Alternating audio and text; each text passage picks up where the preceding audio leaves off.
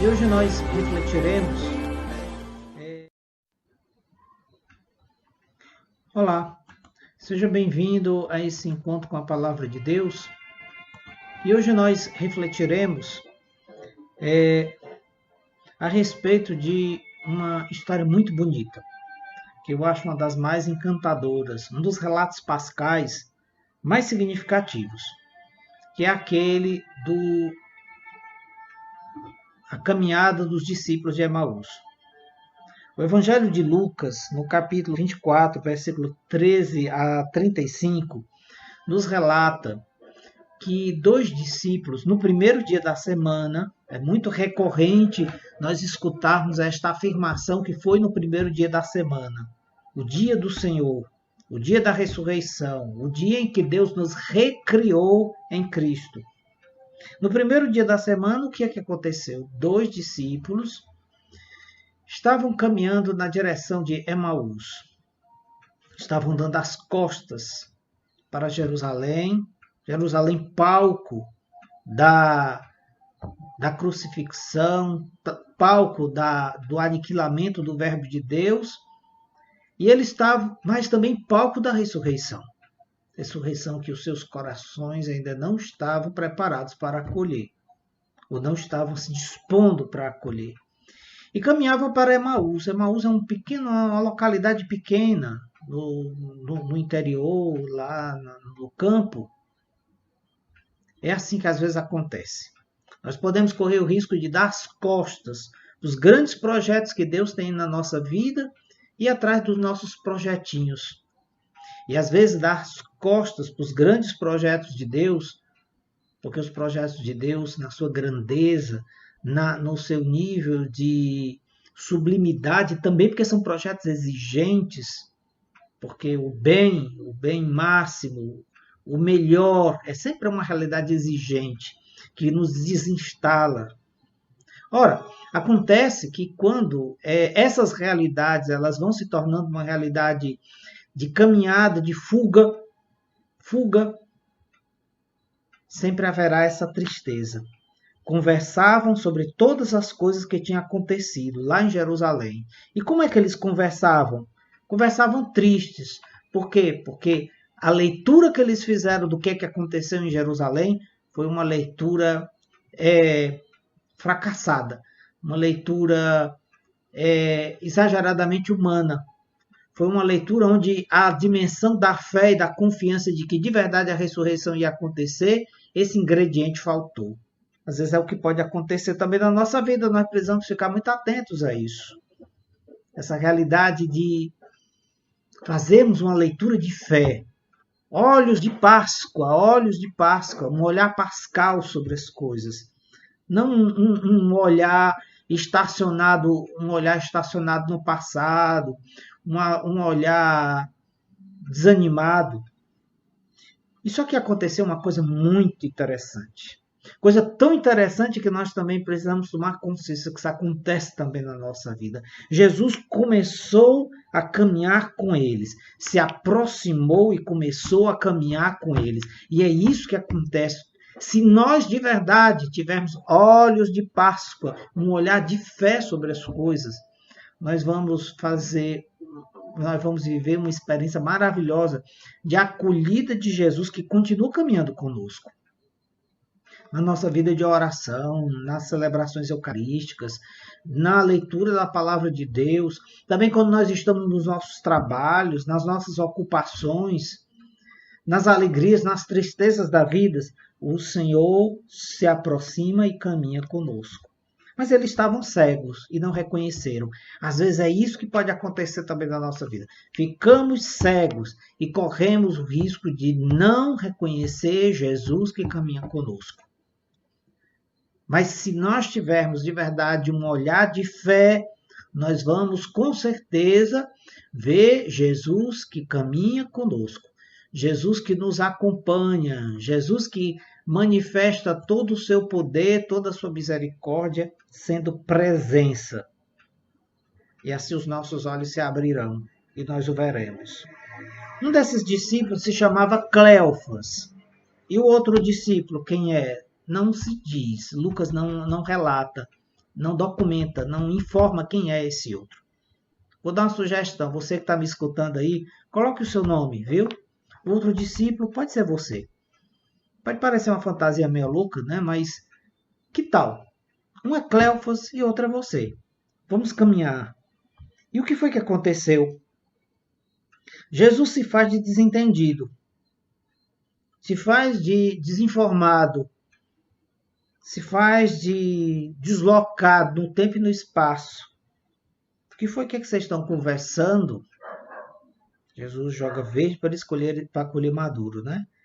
Jesus provoca para que eles botem para fora toda essa realidade de fechamento com relação a essa leitura muito míope, para não dizer uma ausência de leitura do que está acontecendo. Ou uma leitura muito, como eu falei, uma leitura muito pobre, miserável, uma leitura tão somente humana, onde parece que o sepulcro teve a última palavra, a morte venceu. E qual era a leitura que eles tinham de Jesus? Quem era Jesus para eles? Jesus para eles era um profeta poderoso que realizou grandes obras e disse grandes palavras. Onde é que está o problema aqui? Apenas um profeta poderoso. Não conseguiram enxergar em Jesus o Mestre. E mais ainda, não conseguiram encontrar em Jesus o Senhor. Ficaram estacionados na leitura de que ele foi condenado à morte e que ele foi crucificado pelos líderes. Não somente isso, a concepção que eles tinham de Messias era aquele que iria libertar Israel, um Messias meramente político. Um Messias que ia resolver os problemas imediatos, os problemas do tempo presente. Não era aquele, não tinha uma leitura de um Messias que ia de verdade resgatá-los plenamente para uma experiência mais profunda de fé, de salvação, de verdadeiro encontro com Deus, de reconciliação com Deus, da experiência da salvação que acontece lá na cruz e é selada em sua plenitude na ressurreição. Não, parece que para eles o Messias tinha que botar os romanos para correr e deixar o povo de Israel livre. Um povo glorioso, um povo triunfante. Mas não é essa glória que Jesus está falando. Não é essa glória que ele veio trazer.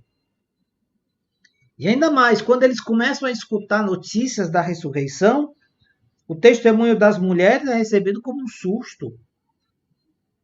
O testemunho dos outros discípulos que encontraram o túmulo vazio, parece que isso não tinha força, não tinha sentido, não tinha significado, porque ninguém o viu.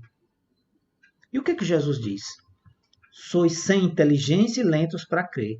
Sem inteligência é uma forma assim um tanto soft, é uma forma assim um tanto light, uma expressão eufêmica para dizer, eufemismo quer dizer tornar a coisa mais leve, né? Para dizer burros. Sem inteligência é burro. Com todo respeito aos burros, né? E lentos para crer. Lentos para crer significa coração duro, insensível às coisas de Deus, insensível ao dom da fé. E por que eles eram insensíveis e faziam uma leitura burra do que aconteceu? Ou seja, sem a inteligência da fé, sem a sabedoria da cruz. Porque o Cristo deveria sofrer para entrar na sua glória. É preciso que se entenda que o que aconteceu em Jesus não foi uma fatalidade histórica. Com certeza, Jesus viveu uma experiência assim, muito forte uma experiência muito forte em que ele onde ele passando pela cruz deveria entrar na ressurreição. Isso não era absolutamente uma fatalidade histórica. Ele não foi só essa crucifixão de Jesus não foi só fruto de um conchavo político, porque ele era um líder incômodo. Não foi só isso.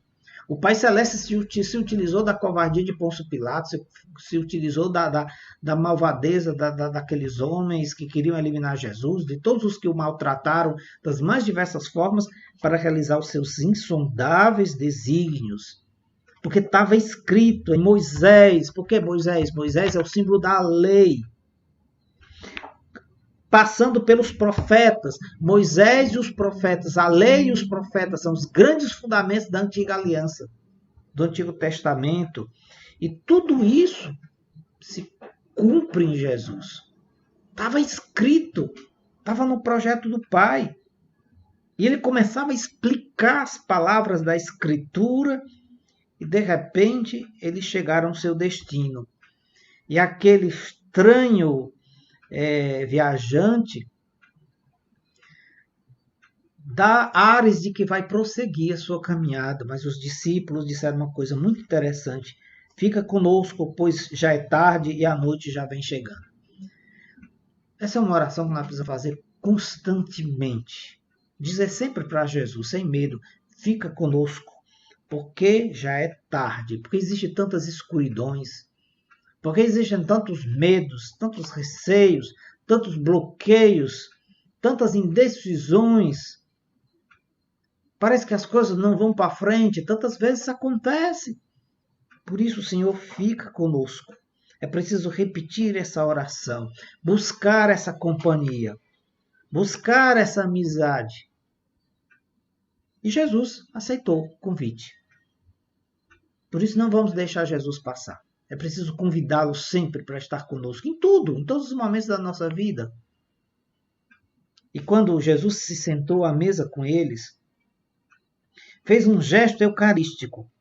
Abençoou o pão e distribuiu entre aqueles 2 discípulos.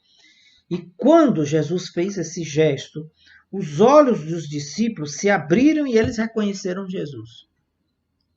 Em toda a Eucaristia nós somos chamados a reconhecer Jesus, a encontrar Jesus, a perceber que é Ele que está partindo esse pão para nós. Os seus olhos se abriram, mas Jesus desapareceu. Jesus vai desaparecer no melhor da festa, caramba! Agora que estava tudo tão maravilhoso, o coração tudo bem que se aquecia enquanto ele falava as palavras lá, mas agora eles reconheceram, eles poderiam fazer como a Madalena, se jogar nos pés de Jesus e abraçar Jesus, e Jesus some. E por quê? Que coisa estranha, né?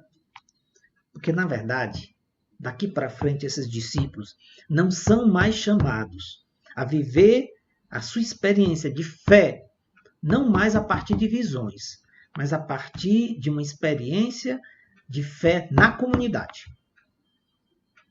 Não precisa ver. E se Deus quiser ser visto por algum santo, por algum amigo seu, sei lá o quê, isso aí é da alçada dele, ninguém tem que estar se metendo com essas coisas. E não cabe a nós ficar querendo ver essas coisas. Não cabe a nós. Isso é uma presunção. O importante é caminhar de fé. Ele está no meio de nós. Ele está na caminhada da comunidade. Mas aqui tem uma constatação interessante. O nosso coração se ardia enquanto ele nos falava pelo caminho explicando as Escrituras. Você está entendendo a importância da Lexio Divina? De uma leitura orante da Palavra de Deus, de um encontro pessoal com o Senhor, onde você vai se deixando envolver por toda aquela riqueza de revelação, onde ele aquece o seu coração a partir dessa experiência de fé.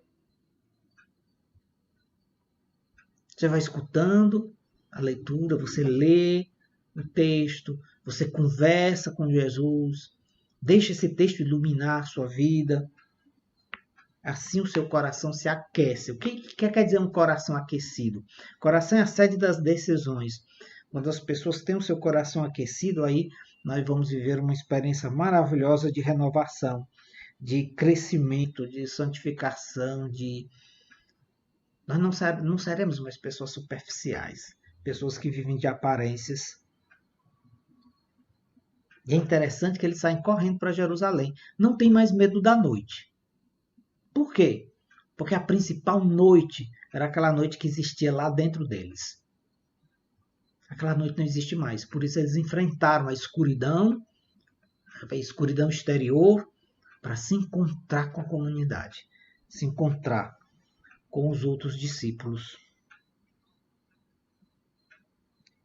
E eles partilharam o que foi que aconteceu, relataram o que foi que aconteceu. Aqui nós temos nesse relato da caminhada dos discípulos de Emaús a celebração da palavra e a celebração eucarística. Jesus explica as Escrituras, fala da palavra de Deus e também parte o pão. Eu desejo para você essa experiência maravilhosa de caminhar com Jesus, né? De acolher Jesus como um companheiro de viagem. Essa palavra companheiro significa companes, o que parte o pão comigo, o que come o pão comigo, aquele que vive comigo, partilha a vida comigo. É isso que eu desejo para você. Porque se com certeza o Senhor vai caminhando conosco, o Senhor parte o pão conosco, e o Senhor dissipa as nossas trevas com a luz da sua divina revelação, a experiência pascal vai ser uma experiência contínua. É isso que eu sinceramente desejo para você. Fique em paz e acolha Jesus caminhando com você. Se decida de caminhar com Ele. E não desista disso. E se o seu coração estiver frio, não sei o quê, Ele vai aquecer o seu coração. O importante é você não deixar Ele passar. Fica conosco, Senhor.